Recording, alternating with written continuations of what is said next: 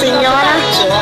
Hello mga love-love! So nandito tayo ngayon sa Fort Cañano, isang town dito sa Barma kung saan ako at si Boss MD nakatira dati. So ang ating vlog for today ay pagbabalik tanaw kung saan kami nagsimulang magtrabaho, kung saan kami nakatira dati, yung mga ganon. So samahan nyo kami at ipapakita ko sa inyo ang aming mga pinagmulan.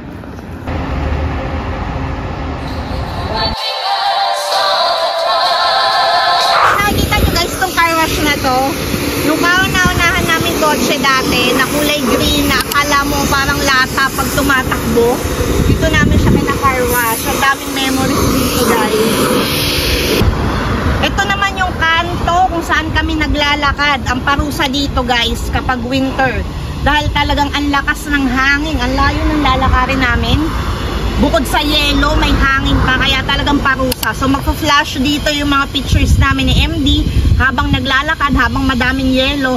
So yun yung aming mga pinagdaanan kasi nung time na yun parang nagbubus lang kami papunta sa mga trabaho namin. Dati puro bakanting lote lang yan. Ngayon ang dami ng subdivision na tinatayo. Kala mo subdivision pero hindi subdivision ang tawag dito, parang villette ang tawag sa amin. Ayan mga lablab, for the content, kahit na mainit, magbabalik tanaw ang anak ko dito. Sinamahan. Umupo muna ako dahil parang mauutas ako sa init. Ang init. Okay. Na-develop na pala to guys, oh. Dati wala, bakanting lote lang talaga to lahat. Dinadaanan namin. O yan, oh, ganda. Para ka nasa America. Ito na. Ayan, bring back memories mga lablab. Itong Via Pierino Cavani. Ang kauna-unahan naming street na kung saan tumira ako kasama ni Boss MD. Kasi sa hindi nagtatanong mga lablab, nauna akong nakarating dito sa Italy. So 2 years akong kasama ng aking mother-in-law. And then 2 years pa after, nakasunod si Boss MD. And then 1 year after ni Boss, sumunod naman yung 2 bata. So, ito na nga, yung dati naming bahay, number 8 kami. So, dito, madaming mga bahay. May villa, may bungalow, may mini bungalow. So, yung amin, mini bungalow lang siya. Hindi nga lang tayo makapasok ngayon kasi wala na akong susi dito. So, dati, yung nakuha kasi namin yung bahay na yon dahil dati siyang bahay nung isang senior citizen na inaalagaan ng aking biyanan, si Senyora Eva. So, dito siya nakatira noon. Ang problema, may Alzheimer siya. So, tumatakas si Senyora Eva talaga dito.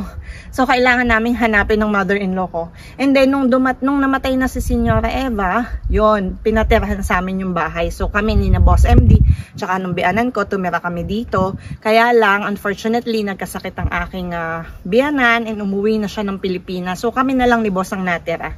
Hindi nang tayo makapasok. Sayang.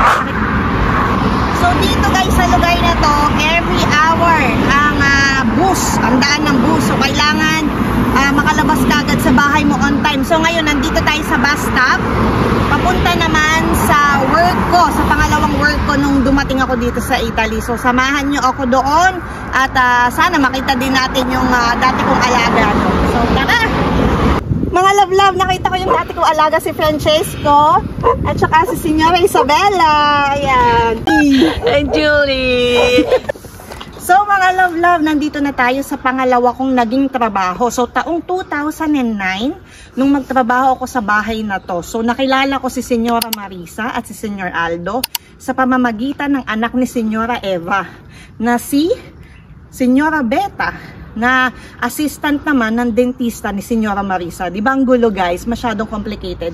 But anyways, magkakakilala sila.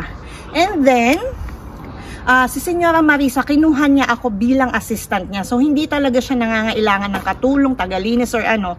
Basta, kailangan niya lang ng kausap niya. So, binabayaran niya ako para magtingin kami ng photo albums niya. Tapos, manood kami ng TV.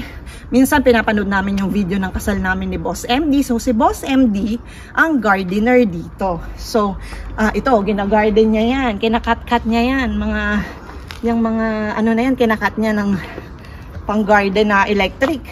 So, nung time na yon, Kasi si Senyora Marisa, meron din siyang sakit na nakatikwas yung mga daliri niya. So, ang co-driver niya is si Boss MD din. Kasi pag nagda-drive siya, nakatikwas yung mga daliri niya. So, delikado. So, si Boss MD, lagi niyang katabi dun sa upuan sa harap.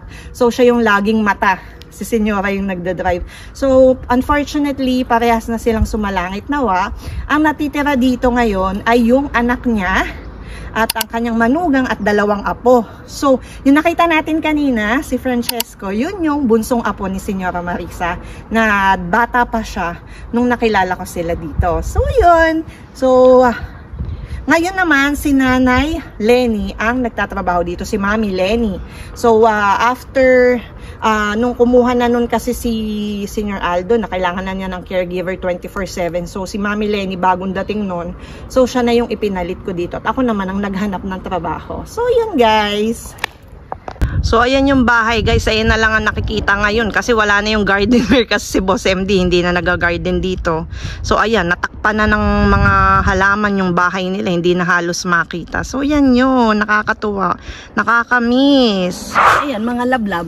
Pag naiwanan ng bus na number 12, ito naman ang susuungin mo para makapunta ka sa isang bus station doon sa may university. Dito mag-aaral lang apo ko sa university ito. Sinong apo? Si Gabriel. Ay dumadaan dito ay number 21 at saka 7. Ayan, 2 ang options Pero dito. Pero tingnan mo yung dadaanan mo. Kaya lang dadaan ka sa gubat. Pag winter, nakakatakot duman dito kasi madilim. Pero may poste naman. May mga ilaw naman siya. So kung nakakapanood kayo ng mga biglaang live ko dati kahit gabi na, ayan, ito yun. Ito yung nilalakad ko nun. So dati ang nakakasama ko lang dito kapag nagla-live ako yung mga Team Puyat.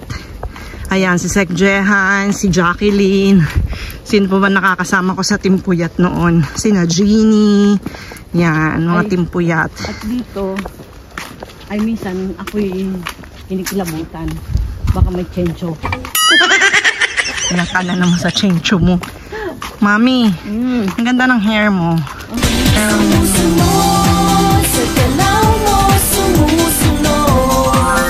Parang kulot. So ayan, lalabas naman tayo ngayon sa highway. O diba? Lulusot tayo dito. Pakita mo yung highway. Okay, paglusot, papakita ko sa inyo. Welcome to the highway. Andito na tayo ngayon sa highway. Kung saan naman tatahakin natin yung mahabang init na yan. Para makarating tayo doon. Sa bus station. Kasi yung bus stop na to, hindi pa to gumagana. Baka sa pasukan pa. Doon. Eh nakananay, matagal na yung nandyan. Oo, pero hindi pa niya binubuksan. Ayan, school yan eh. Kaya nga, ang tagal na yan. Hindi doon pa rin. Doon pa tayo mga lablabo. Doon. Yan. Ganun kahaba. Doon pa tayo pupunta. Haba.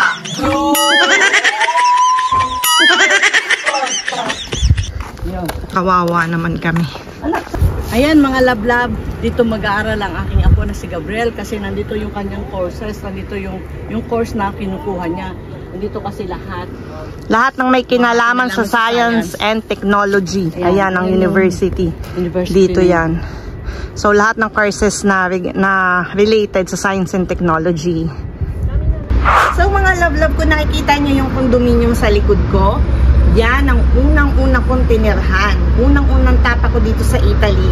Nakitira kami sa isang pamilyang Pilipino. So kami ng biyanan ko ay nakikitira sa kanyang kaibigan na siya din kumuha sa akin. Siya din naging employer ko. Diyan siya nakatira. And nung time na yon, wala pa kaming apartment ng inay. So nakikitulog kami sa sala nila.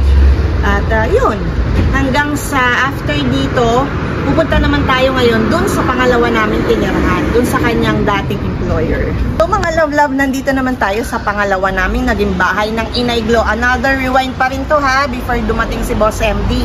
So kung nakikita niyo yung balkonahe na may sampayan, ayan, dyan kami dati nakitira sa kanyang among matanda. Ngayon, ang nangyari, nagpaalam ang inay after naming makitira doon sa Pilipina na kanyang kaibigan. Nagpaalam ang inay sa bago niyang amo kung pwede akong isama kasi ayaw niyang kami ay naghihiwalay. So magkasama kaming natutulog dito sa kwarto niya. Kaya lang isang araw, after ilang months ko ding tumira kasama niya, ay dumating yung apo ng nanay nung matanda. So ang nangyari, tinanong kami kung kailan daw ako paaalisin. Dahil doon, umalis na rin ang inay. So, nag-resign na rin siya. So, kaya kami napapunta doon sa pangatlo naming bahay. So, sa 2 taon guys, nakasama ako ng biyanan ko dito sa Italy, sa Parma. Ay naka-apat na bahay kami ng lipat ng bahay. So, isa ito sa mga naging bahay namin. Ito yung pangatlo naming naging bahay. Isa siyang studio type na apartment, napakaliit.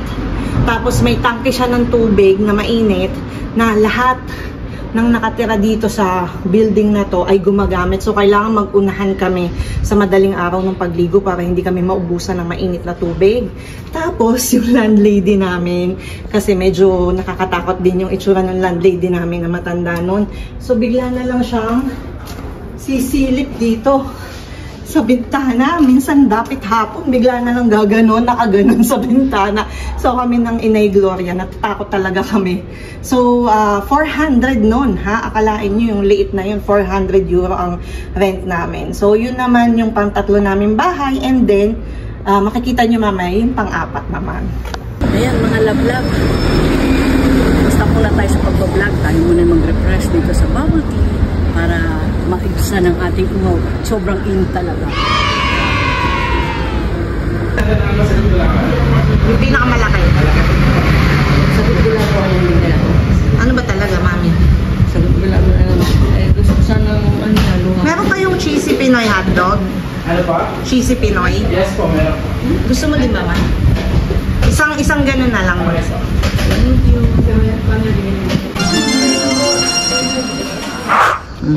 So mga love-love, andito naman kami ngayon sa plaza kung saan malapit sa una naming naging bahay ng Inay Gloria. So rewind tayo ha, before pa dumating si Boss MD. So itong plaza na to ang saksi ng aking homesick, ng aking pag-iyak. So dito ko ibinubuhos ang aking lungkot dahil namimiss ko ang aking mag-aama at ang aking mami at ang lahat ng aking pamilya na nasa Pilipinas. So ito yung saksi.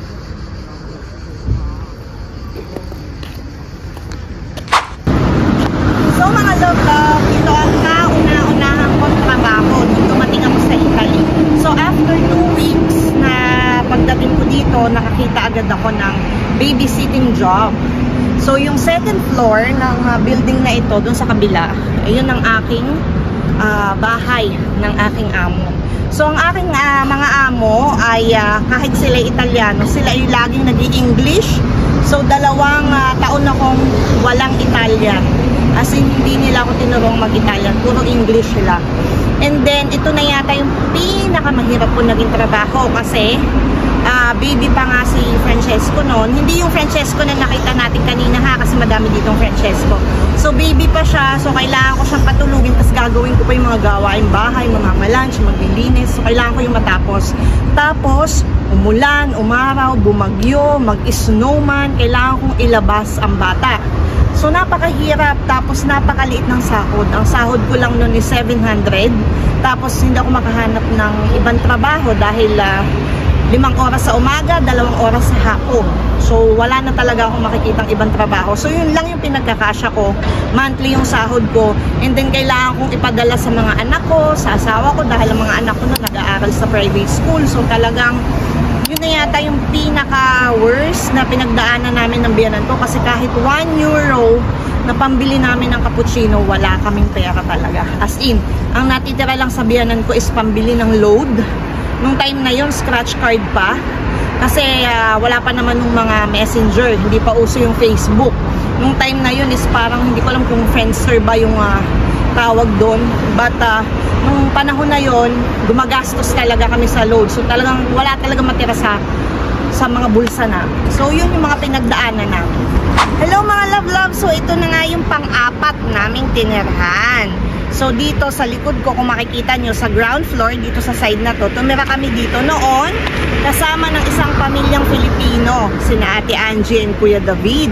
At may kasama pa din kaming isa, si Ate Francine naman, doon sa kabilang kwarto. So nakakatuwa din yung pagsasama-sama namin ng panahon iyon dahil mahilig kami magkantahan. Tapos may anak si Ate Angie, si Danica, na halos lumaki din na kasama ko. So nakakatuwa yung mga ano namin dito, parang moments.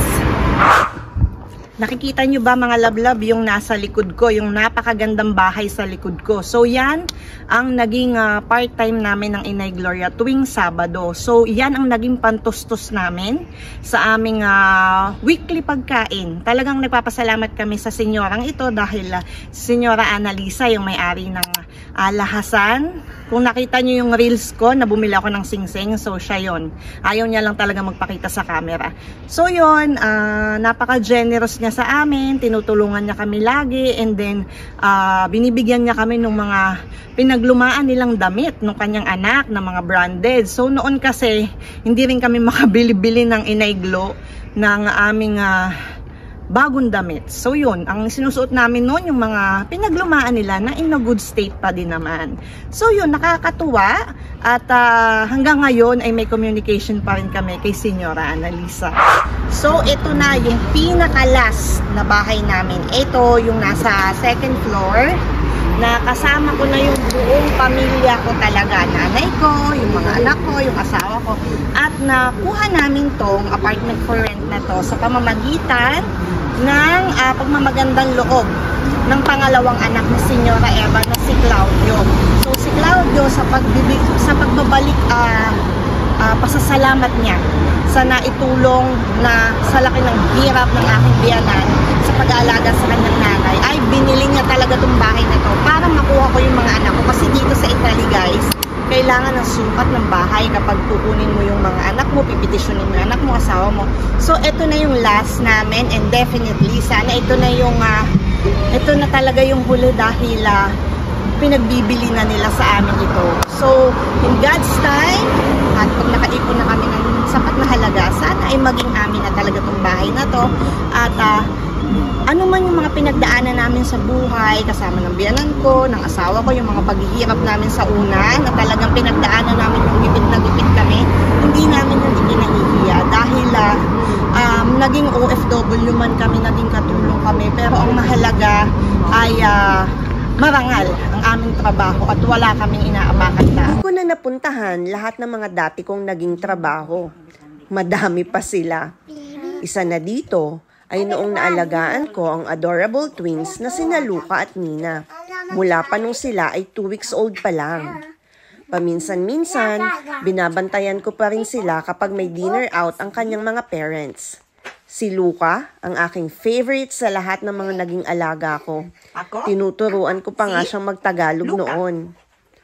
Isa pa din sa mga naging alaga ko ay ang kambal din na sina Benedetta at Lorenzo. Naging English tutor din nila ako on the side.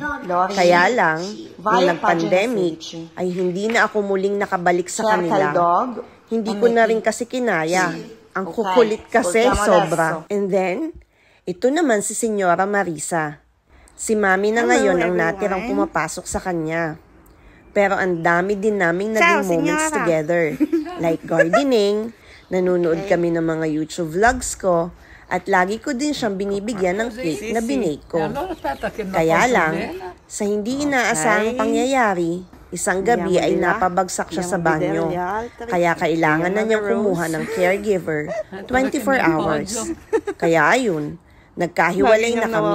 Pero lagi pa rin naman niya akong kinukumusta. I must say na sa lahat ng naging amo ko, ang pinaka-favorite ko ay si Senyora Marisa na asawa ni Senyor Aldo, na nasa heaven na ngayon.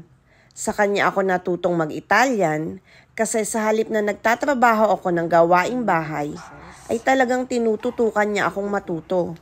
Sayang nga at maaga siyang kinuha ng ating Panginoon. Sa dinami-dami kong naging amo, meron pa nga ang lalayo at sobrang delikado na ng mga dadaanan sa paglalakad. Pero nagpapasalamat ako sa kanilang lahat dahil malaki ang naitulong nila sa aking pamilya. So yun mga love-love, sana may natutunan kayo sa aking experience dito sa Italia, at panoorin nyo naman ang aming oath-taking ceremony ng aming citizenship. Ayan, susunod na. Thank you, Lord, and God bless. Hello mga love-love! So samahan nyo kami today ni Boss MD dahil ito ang aming araw ng panunumpa or citizenship oath, dahil mamaya kami ay ganap ng Italian citizen. anche ora di avere la cittadinanza. Vi chiedo i permessi di soggiorno. Grazie. Che li ritiro. Così basta questura, basta rinnovi, siamo a posto così. E a voi restituisco questo, che è il vostro originale, e questo, che sono i vostri documenti. Del Comune di Parma è personalmente comparso Del Mundo Michael Ariola, nato nelle Filippine il 4 febbraio 1981, residente a Parma, il quale mi ha prodotto il decreto del Presidente della Repubblica emesso in data 16 novembre 2023, notificato in data 29 marzo 2024, con il quale è stata concessa la cittadinanza italiana e mi ha chiesto di ricevere il suo giuramento. Considerata la tempestività della richiesta, vi ho aderito e il comparente presta ora il giuramento, pronunciando le parole, le ripeti dopo di me. Giuro di essere fedele alla Repubblica. Giuro Di essere fedele alla Repubblica. E di osservare La Costituzione e le leggi dello Stato. Il presente atto viene letto all'intervenuto, il quale insieme con me lo sottoscrive. Congratulazioni! Grazie. Abbiamo la cittadinanza! E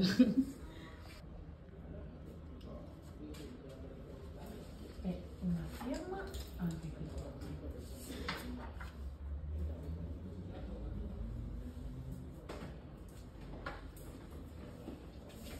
E facciamo la stessa identica cosa anche qui, quindi firma lì.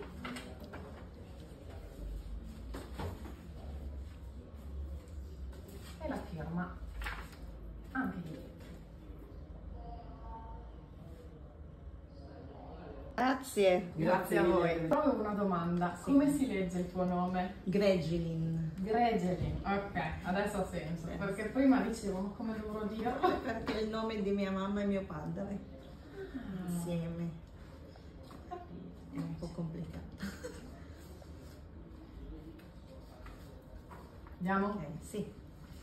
Oggi 26 del mese di agosto dell'anno 2024, avanti a me Carini Carolina, ufficiale dello Stato Civile del Comune di Parma, è personalmente comparsa Del Mundo Grecelen Cueto, nata nelle Filippine il 14 ottobre 1982, residente a Parma, la quale mi ha prodotto il decreto del Presidente della Repubblica emesso in data 15 novembre 2023, notificato in data 29 marzo 2024, con il quale è stata concessa la cittadinanza italiana e mi ha chiesto di ricevere il suo giuramento.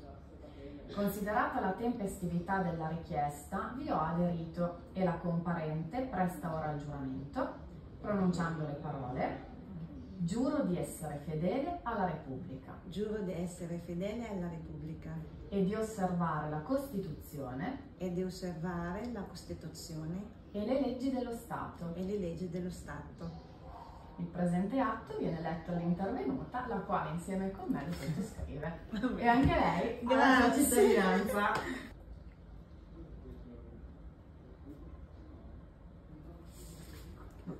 Esattamente come immagini, E una qui? firma lì, sì. E anche E una davanti. firma anche lì.